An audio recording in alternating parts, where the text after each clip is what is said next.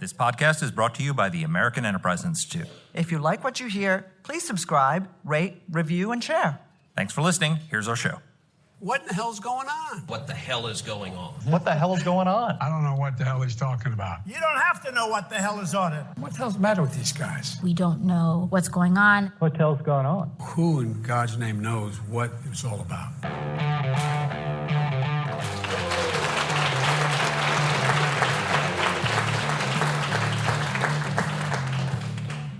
Hi, I'm Danielle Pletka. And I'm Mark Thiessen. Welcome to our podcast, What the Hell is Going On? Mark, what the hell is going on now? Well, what the hell is going on is we're having another live episode of our podcast with a group of young people who are here at AEI for the Summer's Honors Program. And they've been listening to discussions about foreign policy and domestic policy and all these great things. And we're going to talk to them today about why they should get married.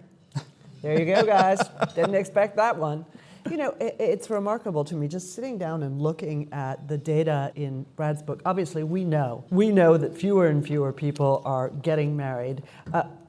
I was a little surprised that fewer and fewer people are getting divorced. One of the things that is absolutely fascinating is how compartmentalized we are. Right? One of AEI scholars, Charles Murray, wrote a book called Coming Apart. And in that book, he describes how America has been separated into bubbles. And I think what that means eventually is you don't just know other people like you, college graduates, people who look like you, people who think like you ideologically. Your friend cohort comes from that. Your marriage comes from that. Yep. But increasingly, you don't know people who are not like you in the marriage space as well. Almost all of our friends are still married. How about you? Same here, absolutely. So it's interesting. My old boss at the White House, Bill McGurn, gave the commencement address at Benedictine College in 2008. And I want to read you a segment of what he said because I think it's relevant to our conversation. He said, this is his advice to the graduates. First, who you marry is more important than what career you choose. Over the course of my life that has taken me across 3 continents, I've met many accomplished men and women, and I've always been astonished by the number who give more thought to choosing the job that they may hold for a couple of years than choosing the spouse to whom they will pledge before God and their friends to remain with until death do them part. And he said, second, no professional achievement, no matter how extraordinary, can match the thrill of seeing the absolute love and confidence reflected in the trusting eyes of a child who calls you mom or dad. Bill's comment, in 2008, so almost 2 decades ago, was countercultural at the time, but it was based on an assumption that all those kids were going to get married. And that's not necessarily a fair assumption to make anymore. Today, the marriage rate has plummeted by 65% since the 1970s, and projections now are that about 1/3 of young adults will never marry. As of 2021, 25% of 40-year-olds in America have never been married, the highest percentage ever recorded. In 1980, it was just 6%. It's not just that, by the way. It's not just that they've never been married. It's also that they're not necessarily living with someone. So it's not just the institution of marriage. It can be also cohabitation. Yes. In other words, they're not living in a partnership outside marriage. But we're not promoting cohabitation, are we, Danny? No, I'm a big believer in cohabitation as it happens. But yes, you should get married. But I guess this has implications, first for what I think Bhutan is the country that measures gross national happiness. Yeah. But this has implications for all of your happiness, for the happiness of our as a nation, where we have this epidemic of depression amongst young people, particularly girls. But it also has public policy implications because when marriage rates go down, fertility rates go down. And ours certainly has. We're no longer at a replacement rate for fertility. So it's fascinating. I've always found it fascinating that the people who are less likely to get married are on the left. And they're the ones who want to impose socialism, but they're not willing to produce the taxpayers to pay for it. Well, that's certainly one way to put it. I think the challenge here is to understand the whys behind why people don't get married. A lot of it has to do with, and our audience has to forgive us because I'm going to cast aspersions on you, selfishness. Right? A lot of people spend an enormous amount of time thinking about themselves. And Brad our guest, has written a lot about the factors that feed into this. But I do think, just having 4 children, Mark also has 4 children, that seeing the isolation that social media promotes, you don't need someone else when you have a phone. And it's really remarkable. That's fascinating. You don't. I mean, they don't date. Well, you do, but you don't realize it. What you don't feel like you need it because you have a companion, right? You've got something. It moves. It responds to you. The algorithm knows your interests, right? So it effectively provides a form of companionship, but it isn't human companionship, which is so critically important. But you can understand this is why people are also having sex at a much later age than they did when I was in high school. We won't talk about that. And getting married, dating less. Yeah. You know, it's not even just that. I saw some data about something, just to take it out of the sex lives of everybody that we're talking about. I saw some data about how 25% of 19-year-olds don't have a driver's license. Yeah. Right? I mean, this was the number one goal, right? Boyfriend, girlfriend, date for prom, get into a decent college, have your driver's license. Now, people don't have it. You know why? They're not going anywhere. Yeah. And also the parents will drive them anywhere they want. Well, that's speaking as that parent, I would say that's true. But I think you hit on something, which is we have a culture of self that's emerged. And what I think people don't realize, and it's hard to realize until you actually have the children, is that the pursuit of self is far less satisfying and brings far less happiness than loving somebody else and pursuing their happiness. That when you're married, you're invested in your spouse's happiness. And when you have children, you're invested in their happiness. And the joy in seeing your children succeed, and whether it's bringing home a beautiful picture from school to getting into college and graduating and having a life and meeting their spouse, that is far more fulfilling. And it's hard to tell that to somebody because they think that a lot of people look at marriage and say, and part of it also is because we've reversed the role that marriage has in our society, that it used to be that people would get married at a relatively young age and build a life together. And instead, it's become sort of this capstone event where I build my life and then I find somebody to share my success with. At which point it becomes much more difficult, by the way, to have a successful marriage when you are two very separate people. What? And also to have a marriage at all. Yeah. Because the longer you wait, the pool of best quality people shrinks. Right. And of course, this is something, again, that as you get older, you get a much sharper window into it. But when you are a middle-aged woman, let me tell you, dating, this world of trying to find a husband is hell. I mean, hell. There are so many losers out there. Maybe we could talk to Brad about that as well. Before I digress on the enormous number of losers, perhaps we can invite Brad to come to the why don't we stage do and that? talk to us. Brad Wilcox is a non-resident senior fellow at a fine institution called the American Enterprise Institute, where he directs our Home Economics Project. We're going to have to talk about what the Home Economics Project does, because mine was not that great in school. Wilcox is also a professor of sociology at the University of Virginia, where he directs the National Marriage Project, and a senior fellow at the Institute for Family Studies. He is the author of the book we're talking about today, Get Married: Why Americans Must Defy the Elites, Forge Strong Families, and Save Civilization. Amen. Let's welcome Brad to the stage.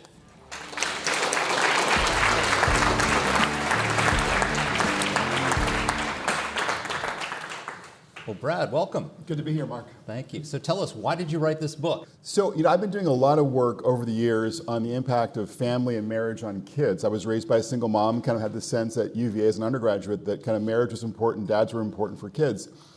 But as I've been talking to sort of students at UVA kind of roughly your age, I've gotten kind of the impression that a lot of students, especially a lot of younger women, are kind of having the sense that marriage is kind of going to be more difficult for them to enter into. They're having difficulty kind of finding a good boyfriend or a good girlfriend.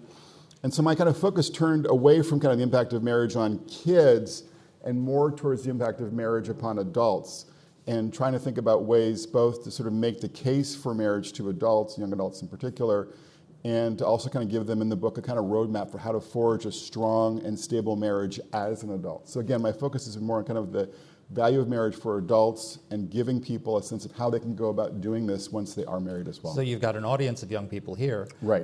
Give us your elevator pitch. Why should they get married? So what I want to say first, though, is that I think a lot of young adults in your position are getting kind of what I call like the Midas mindset broadcast to you. And this is kind of the idea that what really matters for you is your education, your work, and kind of building your own brand. There's a lot of polling data now that kind of backs that up. Much more important for you than getting married and having a family. And so a lot of young adults that I speak to at UVA kind of have the impression and are kind of organizing their lives to sort of focus on education and work. And they haven't really kind of given any real thought to dating and marriage in a kind of serious, planful way. I think what they don't recognize and don't realize is that when it comes to the data, that there is kind of no better predictor of things like meaning and not being lonely, and especially happiness, than a good marriage. And so my kind of motivation in writing this book is to kind of basically communicate this idea that actually happiness really comes more from family than from work. And kind of given that, again, how do you go about forging a strong marriage in today's world? So how did we get here? You've got a wealth of information in the book. You have data from here to Kingdom Come explaining, and we have not underscored, but even if you just want money, you're going to be richer if you are married as well, and not just proportionately by having another partner. But for those of us, especially Mark and I have worked in foreign policy for a long time, we saw this phenomenon much sooner in Europe, right? Where people really weren't getting married at all. Sure. And there are huge tax incentives to be single in Europe. How did we get there? So I think when it comes to kind of understanding why there's been a dramatic decline in the marriage rate and a rise in the share of young adults who are not married and won't be married kind of going forward, I would think about really 4 different sets of factors. One is kind of the increasingly secular character of our society. Obviously, religion's a big driver of marriage, and so there are less religious young adults out there. That's one factor. I think another big factor, as you guys were touching on already, is just the way in which our culture has turned in a more individualistic direction. And kind of this idea that what really matters is kind of what makes me happy, often even in the moment, rather than kind of what's good for my family, good for my friends, a more familistic mindset, which was more common before the 1970s in this country. I think a third factor that sort of emerged is the way in which, and it's tied to the economy, our young men are really floundering relative to young women, especially young men who don't have a college degree. They're much more likely to be working not full-time, and that's still a pretty big predictor of getting married today and staying married. So there's a kind of a male malaise issue that I think is really salient here. And then the final thing that I would mention is the way in which, is per your point about public policy, the way in which too many of our public policies end up penalizing marriage for working class couples with kids. And so these different factors, among others, have all kind of, unintentionally, pushed the marriage rate down. And then I think just basically sort of there's gasoline now on this dynamic, which smartphones and social media. I mean, because they are, essentially undercutting our capacity to kind of engage in an in-person basis, to hang out, to date, et cetera. That's an issue. And then also social media now is polarizing young women and young men, as I think everyone here knows. So what's happening is that the social media algorithms are kind of pushing young women to the left ideologically, and often pushing young men a little bit to the right or a lot to the right, depending upon which algorithm you're on. Of course, that doesn't help in terms of facilitating, relationships, because it is the case that we tend to be more likely to succeed in a dating relationship and in a marriage when we're roughly on the same page when it comes to religion or ideology or whatever, these sort of core values that would orient our lives. So I want to follow up with you and talk about young men for a second. We have a scholar here at AEI who I'm sure well, Nick Eberstadt. I literally remember where I was when I had this conversation with him because it was so striking. He described the phenomenon that led to his first book called Men Without Work, right? Which was this phenomenon of American men, and it used to be disproportionately minorities. He said to me, first of all, white people have caught up at an unbelievable pace. This is already old news. And I said to him, what are they doing? And he said, well, they're doing nothing. And I said, what do you mean nothing? He goes, they're not helping in the home, they're not going to school, they're not seeking to improve themselves, they're not volunteering. What are they doing? Drugs and porn, right? That's it. So is this the young man that America is now building? Well, obviously, it's important to be fair and honest that a larger minority of young men are kind of in this position of, I call boys in the basement, who are kind of like living in their parents' basement or living in their girlfriend's apartment, as it might be as well. And they're not working full time. They're not attending college. They're just kind of getting by.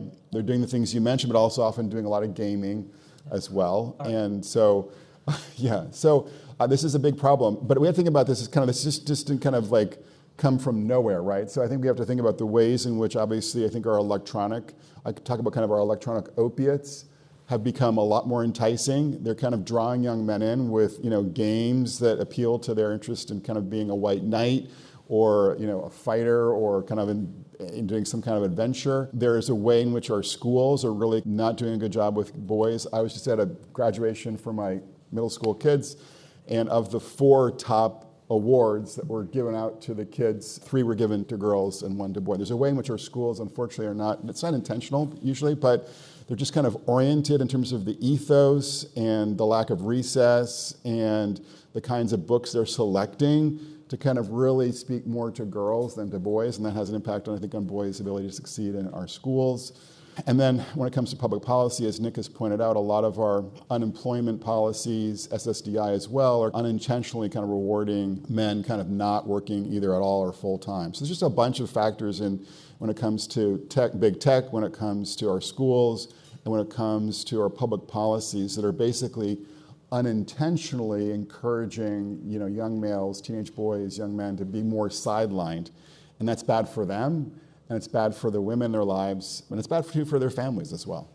So one of the problems is that we have, we were talking before the podcast in the library about how there's one of the most popular courses, I think it's at Boston College, is on how to date. Yes. And it's oversubscribed. Hundreds of people show up, and part of it is that they teach you how to ask somebody out on the date. They teach you to go out on a date. Mm-hmm. They teach you what to do, what not. I think it has to be half an hour. You have to, all these different rules and stuff like that. And people are flocking to this because they don't know how to date. Right. If you don't know how to date, you don't get married, right? You don't get a date. And you've got this hookup culture now, which is, and also the online effects of the, this swiping, through the dating apps and everything. How has that affected the path towards marriage? We had many years ago at AEI, Leon Cass and his wife, Amy Cass, wrote a big essay on courtship. And kind of just described all the kinds of norms and customs and values that sort of superintended the transition for people your age from being kind of single young adults to being married young adults. And, most cultures and most civilizations have and they've done it differently, obviously, in different ways, but they kind of have given everyone kind of this age a kind of script about how to kind of navigate relationships with an eye towards marriage. And really, since the 60s, we've kind of jettisoned that kind of project as a culture. And it's just kind of made it much more difficult for young adults your age to kind of figure out how do you get together. And so I think, the challenge has become even more salient with smartphones, because I think part of the deal with dating is that it requires, generally speaking, young men to ask young women out on a date. And today, I think when guys do that, and they're less inclined to do it for obvious reasons, but when they do that, they're often kind of seen as creeps, especially kind of in the wake of the kind of Me Too movement. And yet we know from polling, both kind of at large, but also even in my large classes at UVA, it's still the case that women would prefer that the guys would ask them out on a date. So we have to kind of basically encourage our young men, including the guys here, to have the courage, the fortitude to ask someone out on a date, and also to encourage, generally speaking, the young women to be open if the guy seems reasonably decent, to give him a chance and go on a date or two just to kind of see how that might play out. It's sort of natural, right? I mean, if you don't go out and you don't know how to ask somebody on a date, then you don't go on a date. And if you don't go on dates, then you don't end up getting married, I guess. Well, and of course, it's important to obviously say that in today's context, a lot of this is instead facilitated by, these online dating platforms, like, for instance, Tinder. But the challenge with these platforms is, one, many of them are kind of oriented towards a more casual approach to relationships. It's not really geared towards a longer term dating or committed or marital relationship.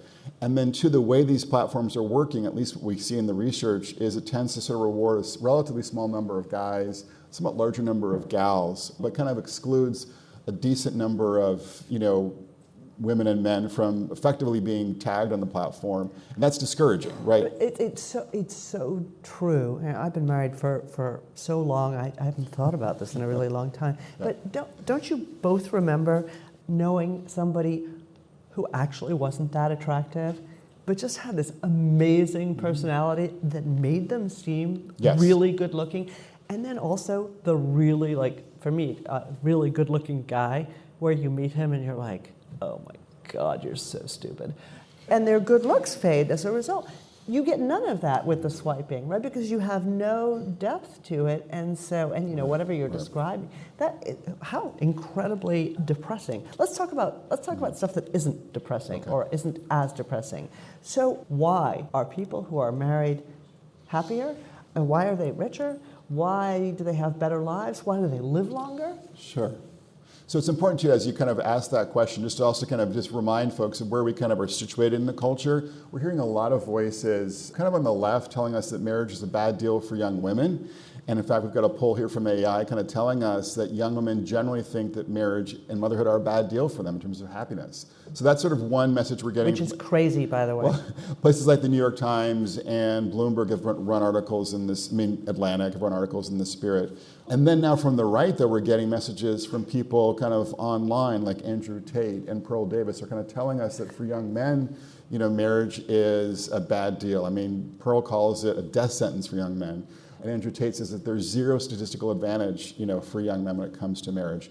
And so the takeaway, I think, from both the left and the right, although for women and men separately, is that you should kind of steer clear of marriage and instead focus again on your job, making a lot of money, for Tate, you know, getting strong, and all that kind of stuff. But what they don't acknowledge and don't realize is that for the average man and woman today, those who get married and have kids are happier in their prime of life, 18 to 55, than their peers who are single and childless, and that stably married men and women are markedly more prosperous than their never married peers. So in their 50s, I'm 53, guys who are stably married have about 10 times the assets as their never married male peers, and the same thing is true for women in terms of household assets. So there's just no question that kind of in the real world, if you can be stably married, and that's an important caveat, we can talk about that, but you're just in a much better place when it comes to, you know, finances, when it comes to happiness, when it comes to your risk of being lonely, your sense that your life is meaningful.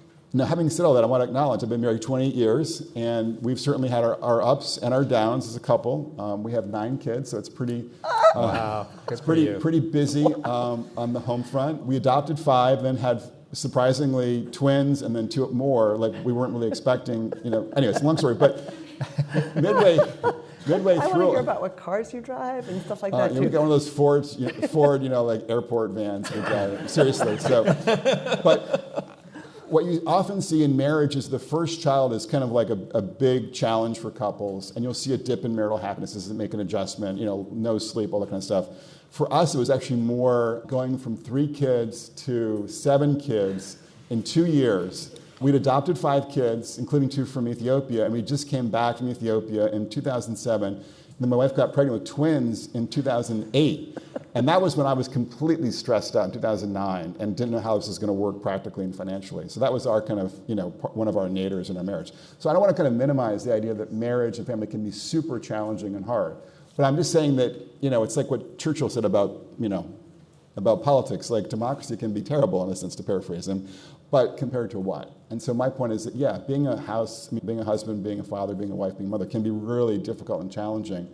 But generally speaking, people who have the benefit of a spouse and a family today are much more likely to be flourishing than their peers who are single and childless. Well, I was going to ask a different question, but since you mentioned your 9 children, which is a Which we're never going to leave behind now. But it's an interesting thing. Danny and I both have 4, right? And I think you might have experienced this as well. But when you show up with 4 kids, people kind of look at you funny, and they think, oh, the 4th one, you must have made a mistake or something like that. Sure. Like because the ideal is, you know, 1 or 2 kids, you know, that. And if you start having 3, okay, you're a little weird. If you have 4, it must have been a mistake, and all the rest of it. Sure. But it's actually easier to have 4 kids than 1.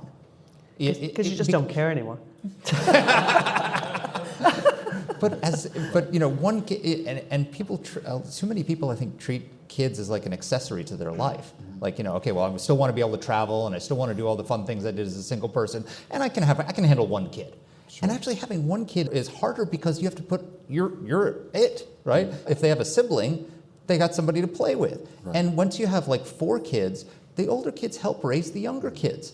And it takes the burden off of you in a lot of ways. Talk to us about what the fertility problem we have in this country, where people are, even if they do get married, they're not having that many kids.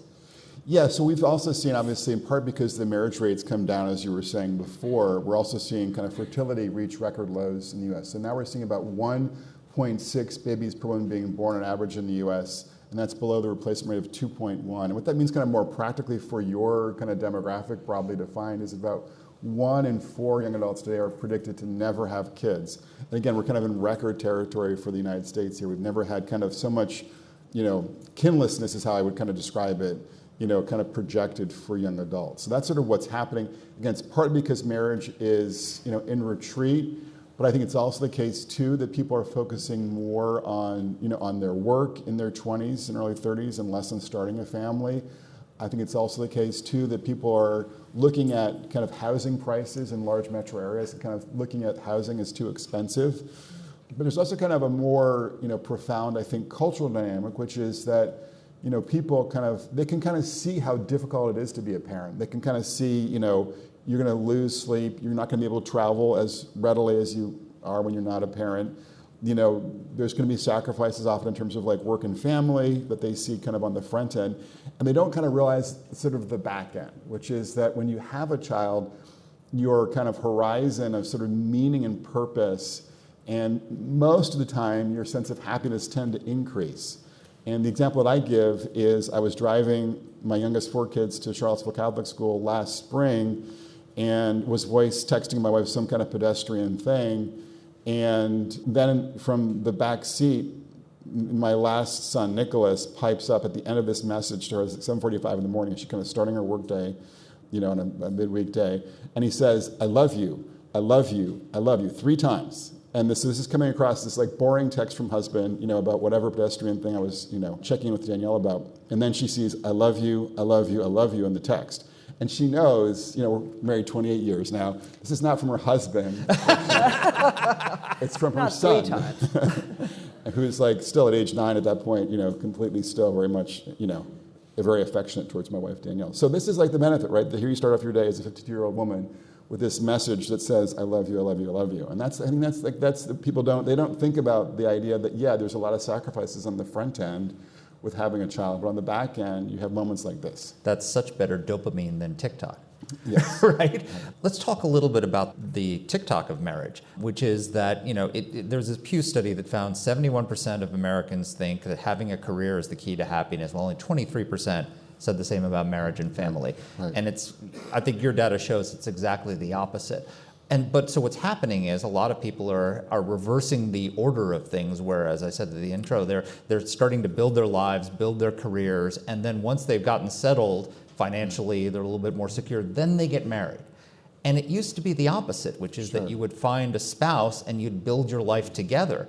And that model is smarter economically because, you'd always be told when you were young, 2 can live for the same cost as 1. So if you get married at a relatively young age, you've instantly doubled, if you're both working, you've doubled your income and cut your costs in half. So you're literally more prosperous the day after you're married than the day before. Right. But also you have a chance to get to know each other, because once you get married in your 30s or 40s, if you want to have kids, you better hurry up. You don't have any time together. Sure. So there's so many things, there's so many sacrifices that are being made by this reversal of the order of how we approach marriage. So even the people who are getting married later, missing out on that whole wonderful period in the 20s when you could be, building the relationship and spending time together and, and having less kids as a result. Talk to us about the reversal of the TikTok of marriage. Yeah, so it's important to know too, again, most Americans, particularly younger adults your age, think that work is a better predictor of happiness and fulfillment than is marriage. And yet what we see is that, in the book, is that kind of being married predicts happiness better than being employed, and there's nothing in the data like a good marriage when it comes to predicting happiness. Not money, not sexual frequency, not religious attendance, not self-rated health. These are all things that predict happiness, but nothing in the data predicts happiness like a good marriage. And so I think we just got to kind of recognize, that we should be focusing, as young adults, more on this next chapter of our lives in terms of marriage and dating and whatnot, In terms of just the kind of when you would do that, I think a lot of young adults that I deal with at UVA are encouraged by their peers, their professors, and even their parents to kind of wait until their late 20s to date with an eye towards marriage. That's kind of the message from mom and dad. I'm paying whatever it is, $40, $80, $120,000 for this college degree. Don't get married the day after you graduate from college. But my view is different in the sense, both what you were saying, Mark, that is that often getting married in your 20s gives you a chance to kind of grow together as a couple in unique and powerful ways.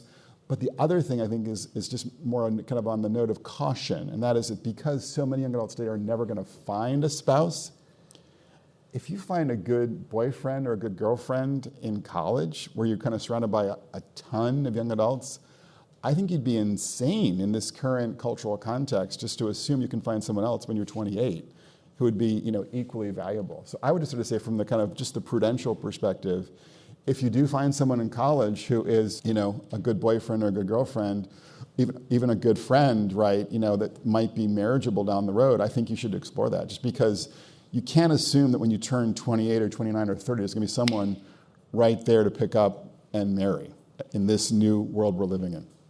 This is a real generational divide, right? So my mom got married when she was 19. Right. Which is great for me because I'm the oldest. She had me when she was 21, and now my mother is 82, and she's still alive, which is nice. It's good to have a mother around most of the time. And great for your kids to have their grandmother. And great for my kids. Yeah. But our generational experience was always, there are more fish in the sea, right? Because it didn't matter. You left college where all of the men were immature. Not obviously you people who are very mature, but when I went to college, the men were immature. And then you went to work, and you went to work. Now, especially post-COVID, right? One of my daughters works fully remote. In other words, she's not meeting people at work ever. And I think that's not an unusual experience for a lot of people in America, especially if you've gone to college. In other words, if you haven't gone to college, if you've gone to vocational school, then it's a different environment. But that's right, you're not going to meet people. So here's a question for you, and I'm sorry to quote Nick so much, but because we've spent 20 years working together, I'm full of Nick Eberstadt data. Nick talks about the fact that it's very hard to pay people to have more children. So for example, in China, the one-child policy has meant that a lot of people have only one child. Sure. Now that they have a serious demographic crisis and not enough children to support the older generations who rely on their kids, especially without a social safety net, they're trying to figure out how to get people to have more kids. Ditto in France, they had an experiment where they were giving people very serious financial incentives. Right. This doesn't actually work. So how do we reverse this culturally? So I think what I would say is we have to think about in terms of like reversing tide, there's a reversing course here, both when it comes to marriage and family formation in both cultural but also in economic ways. Recognizing, I think in the East Asian context, even in the French context, maybe perhaps too, if you're offering a lot of financial incentives, but the culture is still not very kind of family friendly, as it's not like in South Korea and Japan and China in important ways in terms of the work culture there and the way in which too a lot of even younger couples don't find the men kind of engaging as much on the family front.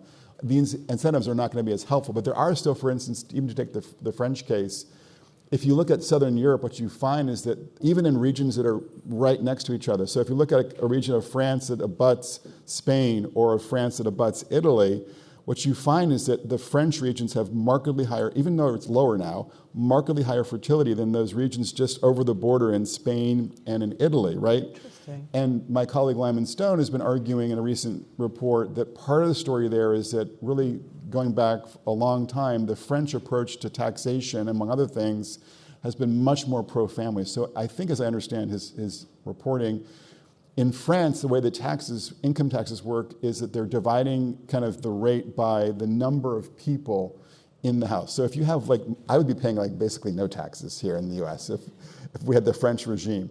Whereas obviously in other countries like Spain and Italy and the United States are looking just at the adults who are in the household and figuring out the tax rate that way. So my point is that I think there can be some way in which policy can be helpful on the fertility front, even on the marriage front too. We're seeing in the United States, people don't realize this. What's the largest federal agency in the United States? Anyone here? Largest federal agency in terms of employees? Department of Defense. Department of Defense, okay, DOD. And you would know this for obvious reasons, right? Okay.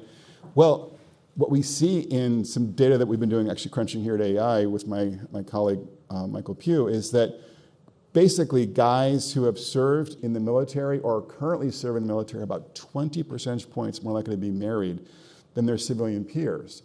What's also striking about the DOD case is that African Americans and less educated men in the United States who generally marry less than their better educated male peers and other ethnic groups in the United States are way more likely to be married in the military than they are if they're civilians. So the point I'm getting at is the military has very clear material incentives to marry in terms of you get better housing, your partner gets health care, you can shop on base, yada, yada, yada, right? So I think we have to recognize that there are ways in which policies can kind of tilt the, There's a huge culture of marriage in the military. And the culture of marriage too in the military, right. So, but on the cultural front, I think that the point I would make here is that we have to also, I think, get people to realize that, and this goes to your point about, Mark, about kind of what are you living for?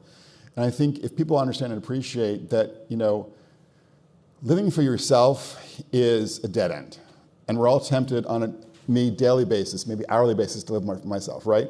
But if I can kind of continue to make the effort to think about my wife, my children, my friends, my colleagues, and do that in a concrete way, I'm much more likely to have a meaningful life, not to be lonely, and to be, generally speaking, a happy person. So kind of living for others is actually how most of us actually find both meaning and happiness.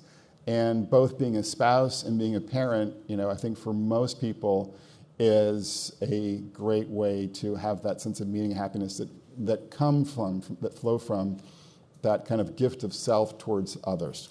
It also becomes less hard and less a struggle the more you do it, because it seems like a sacrifice at first, but once you see the joy of it and experience the joy of living for other people, then it becomes like dopamine. You want more of it, right? Let's talk about something you call the soulmate myth, because there's this idea out there that, one day I'll look across the room here at AEI and gaze into the eyes of one of my fellow honors scholars and we'll fall in love instantly from across the room, and I'll go off into the sunset. And that's not really how successful marriages happen in the most case, right? So, and obviously I do know people who have had that experience, and that's a beautiful and powerful experience. But I think for many of us, like in my case, Danielle and I kind of met at UVA. I saw her reading actually a conservative journal in the library of all things, and it's a long story. But anyways, it took us a while though to kind of 3 years actually to kind of go from that point, to getting married. And I was more interested in her than she was in me. So I think there was a kind of friendship piece that kind of kicked in first. But the point I make in the book is that there still is a kind of dopamine thing. There's a kind of butterflies in the stomach piece that often goes with that first stage of dating and marriage, which is beautiful and powerful and wonderful. But the point is that the butterflies in your stomach gradually fly away at some point, in your marriage or in a long-term relationship. And they often will come back at different points, but they do fly away. And so to kind of recognize and realize that marriage is more than just a romantic or physical connection with someone else or emotional connection. It's about kind of establishing a way of life together. It's about money. It's about support. It's about kids. It's about kin. And even more, values. And more fundamentally, kind of garbage. What? Someone to take out the garbage. Exactly. But recognizing that's why you have the kids. Not my kids. Recognizing that it's about more than all of that stuff, kind of willing the good of the other, right? And that's what kind of marital love is about. It's not about kind of this romantic connection, which often is the beginning piece of that. And so I think Americans who have this sort of more soulmate-y model of marriage that thinks about it in terms of just kind of this incredible romantic emotional connection are often disappointed to realize that the person they thought was the perfect fit for them annoys them in certain small, discrete ways, or there's conflict over work and family, or there's some other major issue that emerges. And if you have this more soulmate-y view of marriage, you're going to kind of find these difficult moments, which are natural for any marriage, to be much more difficult to navigate. Whereas you've kind of recognized that marriage is kind of about many different goods, and it's also about you kind of putting the welfare of your spouse first, you're much more likely to sort of be successful in not only being stably married, but also actually being happily married, kind of because you don't think about marriage only in kind of a romantic way. Last question before we maybe turn to the audience for some questions. Let's talk a little bit about the children issue. You mentioned that you're the product of a single mom. There's an enormous amount of data about kids in either broken homes, particularly families without fathers, because so often it ends up that way. What do we know about, because this is, of course, another social myth, right? That, being a single mom, oh, that's so great. I'm just going to go out and go to the sperm bank and just take a deposit, and, then it'll be great, and I won't have anybody not to take out the garbage, but I won't have to deal with their shit. So why is it better for kids? So yeah, I talk about kind of this idea of the family diversity myth in the book. It's kind of this idea that what matters for kids is not having a ring on your finger for both parents, not marriage, not family structure.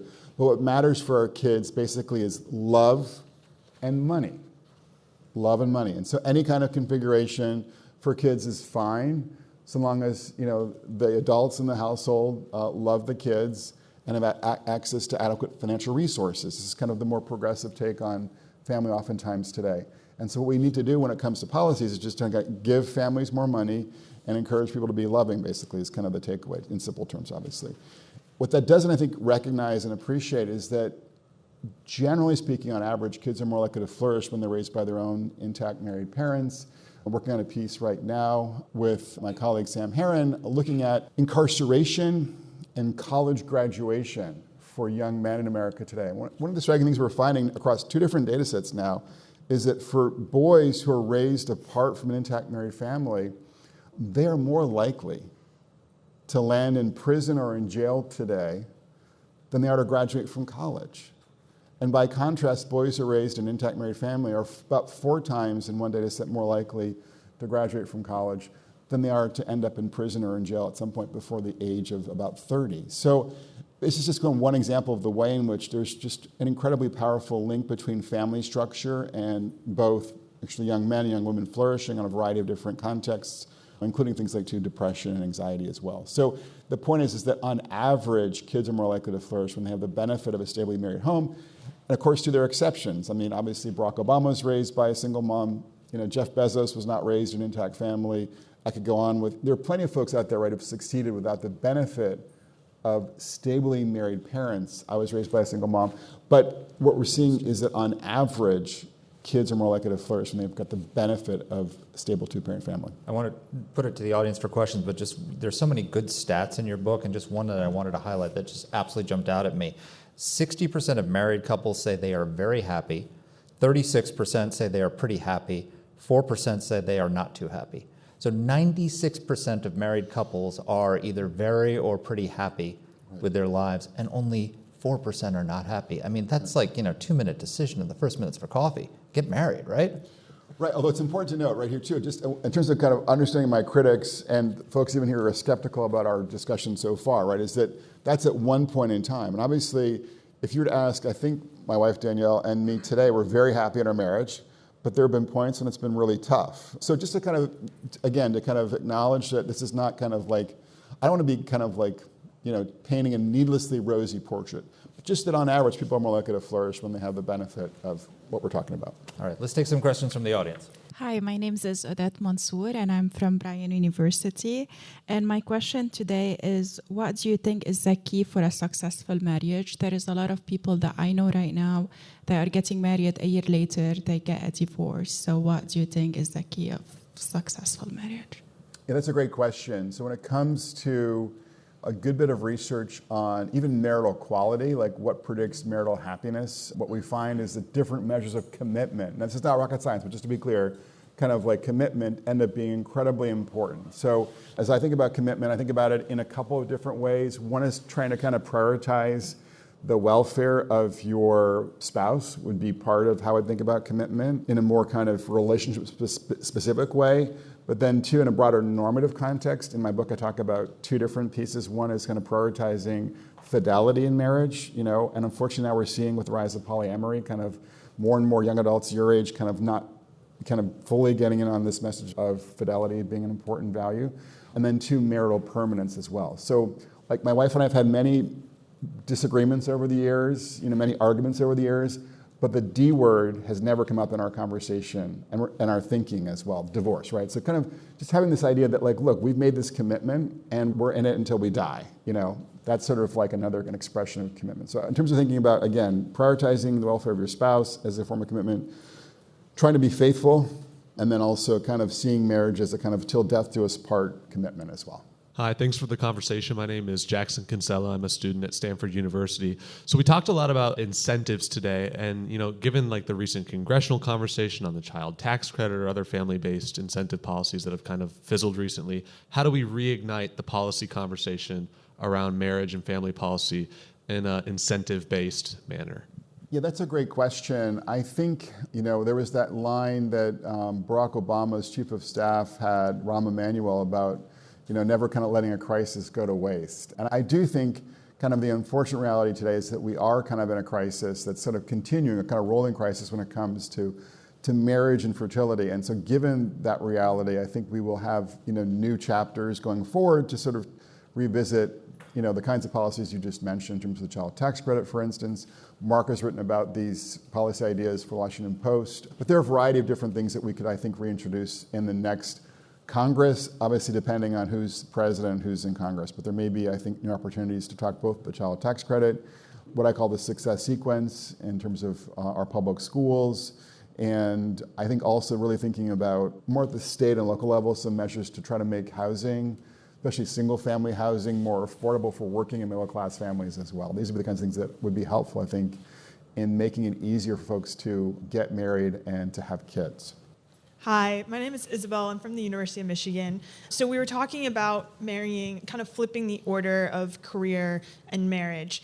I was given the advice of kind of figure yourself out first. And as a girl in my 20s, not quite knowing what I want to do, where I want to go. What are your thoughts on that advice? Do I need to figure that out first, or is that something that I do with a partner? So I would argue that, yeah, it's important to kind of be trying to think about what your vocational plans might look like, but also what your deeper commitments and values are, like kind of going forward, beyond just even work, obviously. So I think there's certainly merit in kind of continuing to figure out who you are. But I do think, being open to a good relationship with someone, and sort of if you meet someone, kind of being open to getting married relatively, soon, once you have kind of that strong friendship and relationship kind of in place. And then recognizing that you're going to grow as a couple. I think as many of us, I got married when I was 24. My wife Danielle and I kind of have grown together in our late 20s and early 30s too, in ways that have been incredibly meaningful. And we're kind of, to some extent, different people now than we were when we got married. So I think my point is just, or my takeaway is just kind of, how old are you now? I'm turning 22. 22. Yeah, I mean, I think, you're at a stage in life where you can kind of, or maybe you're dating already, but you can kind of begin to think about, getting more serious and getting married, and then recognize that you can kind of grow as a couple together, and your sense of identity will be not just individual, but even kind of more couple and even family-based down the road. I got married when I was 31. And I'm very happy I got married when I was 31, which is a sort of a counter-narrative. The idea, though, that a marriage is a hindrance to figuring out who you are is really wrong. And I mean, unless you really, really make a mistake, unless you make a horrible, horrible strategic mistake in who you marry, the idea that a partner in life is going to be a hindrance and an obstacle to your own self-realization is really actually counterintuitive.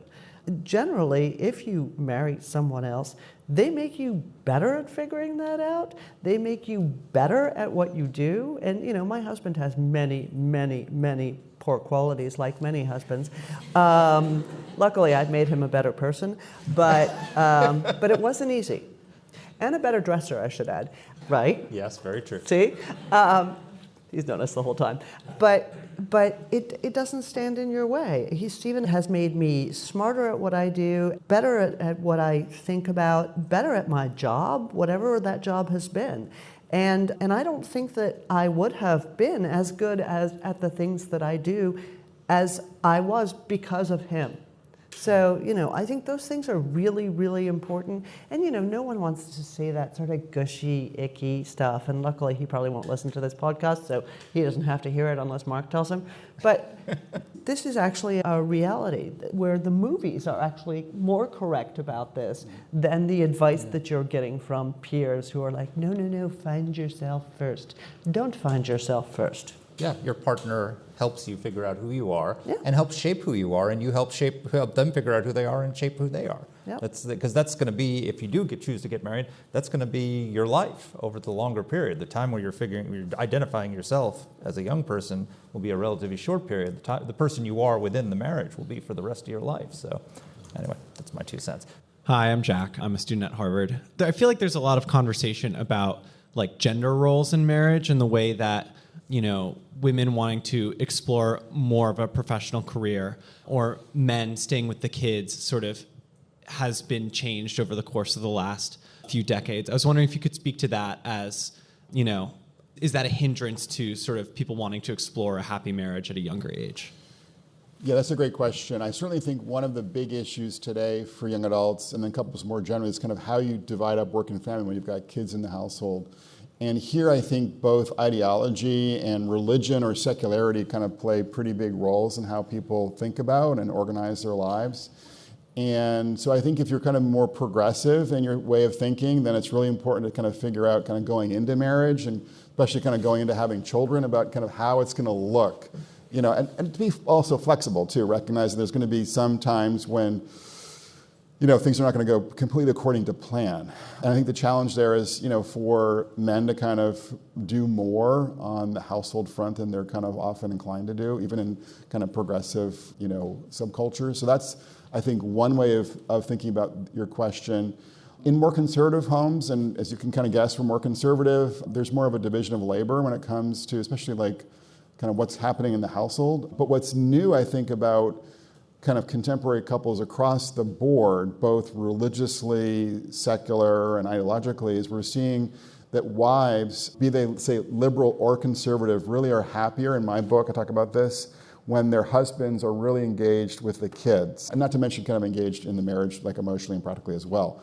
And so I think for us men, it's really important to kind of be thinking about, you know, ways to kind of up your game when it comes to doing things with the kids, doing things around the house, you know, anticipating, you know, challenges, activities, whether it's sports or school or whatever else, but once you've got kids, and just being a lot more engaged than our grandfathers were. So I think that's a kind of challenge. But I also think too that for women, there is, I think that, and I'll talk about this more next week, and we're having a symposium with a bunch of female scholars on kind of this very question, but I think the challenge, I think, for men and women in part today is that women on the one hand are often kind of looking for guys who are ambitious, accomplished, strong, protective. In terms of if you ask them what they're looking for, if you kind of look at what's correlated with their being happier in their relationships. And then also oftentimes asking for their husbands and their, you know, co-parents to kind of divide things up on a roughly 50-50 basis. I think there's some tension between those two sets of expectations and, you know, and orientations. And so kind of if contemporary couples, be they liberal or conservative, can do at least some work in the space of kind of like not trying to think everything's going to be 50-50, but kind of having some kind of game plan where they are, you know, kind of trying to divide up the labor in a way that makes sense for both of them, recognize there's going to be some compromises to be had. They'll be more likely to sort of navigate this very question. But it's certainly a big challenge. I mean, there's another point here, which is that generationally, Gen Z people tend to think a lot more about labels. You know, I'm not going to cook because that's the traditional woman's role and I'm not a traditional woman. You know, who cares? This is really, it's really important. My husband is a dreadful cook. I do not want him to cook 50% of the time, right? I mean, I'm saying that and it's funny, and he really is, but, and doesn't realize it, strangely. But you know, this is enormously important. You can't go into any partnership, and marriage is a partnership at the end of the day, thinking that this is your role and this is my role because you're the woman and I'm the man. You do what you do, and you like it or you don't like it, and you argue about it if you need to. So I think, you know, I think it's just important too to kind of recognize that, I think regardless of how much money you have, I think recognizing that kind of trying to have some division of labor where you're kind of giving, like, this is his stuff to do, this is her stuff to do. We're going to talk about it, we're going to compromise, we're going to recognize there are going to be some tensions in our marriage about who's doing what. But I think one of the mistakes that more progressive couples make is to sort of think that it's going to be on a 50-50 basis. And one of the mistakes that more conservative couples can make is to think that she's going to do all of the traditional stuff. And so again, I think particularly for an audience like this, recognizing that some degree of flexibility, while at the same time recognizing the different spouses have different gifts, will make this a lot easier. Hey there, my name is Callum McLeod, and I'm coming from Canada, McMaster University. I've really appreciated all the conversation, especially around how generally couples that are married or are cohabitating might be wealthier, and that kind of surprised me. And one of the big surprises, especially talking to a college-educated group, is that when you think about jobs, especially high-paying jobs, often there's a sense that the importance of economic mobility, so being able to move, whether to big city centers or around the country for those job opportunities, is really important in your 20s. And I think that can be a big hindrance. And I've seen that with my friends in terms of settling down, getting married, or a strain in terms of who's going to move where, what's the other person going to do for work. So I'm just wondering if you consider that at all, or how that factors into maybe especially college-educated people looking to get married. So it's important to acknowledge that I'm kind of telling you the average story when it comes to marriage. It's actually also important, at least in the United States, although I suspect it's probably true in Canada as well. Married folks do a lot better than cohabiting folks, in part because marriage is linked to kind of what I would call like a responsibility ethic, right? And so when you're married, you're more likely to kind of handle your finances in a prudential way, to be kind of less inclined to kind of make, frivolous, charges on certain things, more likely to invest in a home together. But it's also the case too, you're more likely to pool your money and kind of have like the sense that you're kind of in this together financially, which is generally good for not just kind of the character of your relationship, but even your long-term financial well-being. Now, I think it is true that in some higher end, well-educated, really intense jobs, kind of there can be a phase of life in your 20s where kind of maximizing your hours at work and your mobility can be good, and in ways that might be intentional with getting married. And I spoke to a couple that I profiled in the Wall Street Journal not too long ago, and they met in New York City, Manhattan, and after they got married, he kind of quit his high-end, financial sector job and moved to Texas and took a very good job there, but wasn't quite as like high-powered because he was married and wanted a more, sane schedule. They're very happy though, right? So I mean, just sort of saying like, yeah, there can be some tensions between like totally maxing out your income and your professional opportunities and getting married, and I acknowledge that. But I think for the average person, even the average sort of upper middle class person, there's no question that longer term, kind of getting married, sort of being more responsible with how you spend your money, investing often in a home together, tends to kind of redound to your long-term financial benefit. The other piece though is that we haven't talked about this in terms of just money and kids, but when it comes to family instability, right, there's just no question that either having kids outside of marriage and then breaking up, or getting married and getting divorced with kids is just a total, I can't even use the term, like it's a you're gonna take a big financial bath because you're talking about court costs, you're talking about attorney's fees, you're talking about maintaining 2 residences, et cetera. So there's just no question when it comes, if like kids are in your picture at some point in the future, there's just no question that couples who manage to get and stay married are in a much better spot financially than couples who are either not getting married in the first place and staying together, which is often the pattern in the US at least, even in Canada too actually, or couples who get divorced. And so, because again, kind of raising kids apart from your co-parent is just incredibly financially expensive too. And in Canada, you have an added tension to marriage, which is who's going to get up at 5 a.m. for hockey. But that's another issue. Thank you. My name is Serene. I'm from the University of Cincinnati. So I wanted to maybe piggyback off some prior questions about policy. So I think I speak for a lot of young women in my age when we're saying that, yeah, marriage has been sold to us as a bad deal, especially considering we're still dealing with equal pay issues, the lack of paid maternal leave on a federal basis in the United States.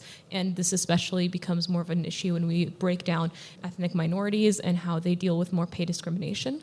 So what do you think are the highest priority federal policy issues that we should be looking at addressing? Because I think the consensus among a lot of young people, even millennials maybe, is that paid maternity leave seems like a no-nonsense question. So why are we still lagging behind the rest of the world in this issue? And why are we not even considering issues like paid paternal leave and how that may affect the dynamics in the household? So in general, the interaction of these dynamics of pro-marriage and pro-family policy and the intersection of that with gender equality. So when it comes to family policy in general, as your question indicates, we're kind of a laggard when it compares to countries like Canada, for instance, and many European countries as well. I do think we could both kind of improve the size of the child tax credit. We could also and should pass paid maternal leave as well to address the challenges of being, a new mother, and to also give moms opportunities to bond with their babies as well. So there are a couple of things like that would be helpful to do. I think the challenge is just that we're living, and Mark has written about kind of a suite of family policies that are kind of in the spirit, I think, in part of answering your question too earlier in the post. But we're living, as everyone here knows, in a world where there's just so much profound political polarization that it's hard for people to find common ground on Capitol Hill. And I actually think that if we have kind of a unified Republican or actually Democratic Congress and president in the next Congress, that we'd probably make some headway on the kinds of policies that I think your question is hinting at, including on paid parental leave or paid maternal leave. The only thing I would say in terms of this issue of gender equality is I think sometimes we have to appreciate that when it comes to parenthood, and especially when it comes to having babies, women and men experience, obviously, pregnancy and that early stage of life differently for obvious reasons. And so I would be in favor of paid parental leave, but I would have a more generous leave directed towards moms than towards dads, given the fact that women, have, there's a much bigger kind of obvious medical, biological impact of childbearing that they incur. And so I think the leave should be more generous towards moms than towards dads. So that would be one additional point I'd make about one of the, you mentioned a couple of times the article I did with Alyssa Rosenberg, who's a liberal columnist at the Washington Post. I'm a conservative columnist at the Washington Post, and we did a long essay laying out where could we agree on pro-family policy. And we disagreed on paid family leave. But one of the things we did agree on is creating the equivalent of a IRA. A tax account that so when you start your career, you could start, before you have children, you can start putting money away for family leave that could accrue and be treated the same way as you would have for a retirement account or something like that. So there's lots of creative ways that we can bridge the ideological divides and solve these problems. But anyway, we've run out of time, so I want to thank Brad for being here today, and get his book and follow the title, Get Married. Thank you very much. Thank you all. And thank you, Brad. Let us know what topics you'd like us to cover. You can get in touch with the show by emailing us at whatthehell@aei.org. Or you can reach us on Twitter. I'm at @dpletka. And I'm at Mark Thiessen. That's Mark with a C. Please rate and review the podcast. If you like the show, please subscribe, share it, comment on Apple Podcasts, or wherever you're listening to this. Thanks for listening.